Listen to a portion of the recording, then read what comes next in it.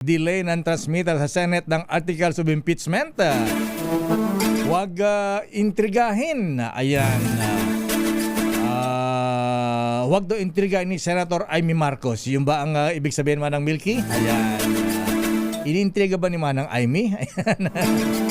Kasi minamadali mukhang pain daw yung minamadali. Kasi iba ang timpla sa liderato ng Senado ngayon. Kaya sabi await for a time with patience. Aris number 12, Milky Regunan, please come in. Lakay at Wina, sinisikap ng Kamara na maipadala sa Senado sa larong madaling panahon ang Articles of Impeachment.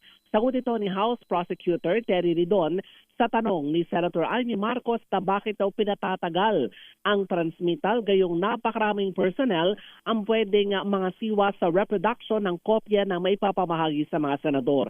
Ayon kay Ridon, nirerespeto niya ang pahayag ni Marcos sa umunoy delay ng transmittal pero nilinaw niyang magkaiba ang sitwasyon noong 19 Congress kumpara ngayon na panibagong impeachment. Paliwanag pa ni Ridon, wala sa batas maging sa rules of impeachment na kailangan magkaroon ng transmittal sa mismong araw ng botohan sa plenaryo. Makakaasaan niya ang Senado na minamadali na ng Kamara ang mga kopya ng Articles of Impeachment para makonvene na rin ang Senado bilang isang impeachment court. Ako si Milky Regunan, nagulat para sa DZRH, una sa Pilipinas, una sa Pilipino.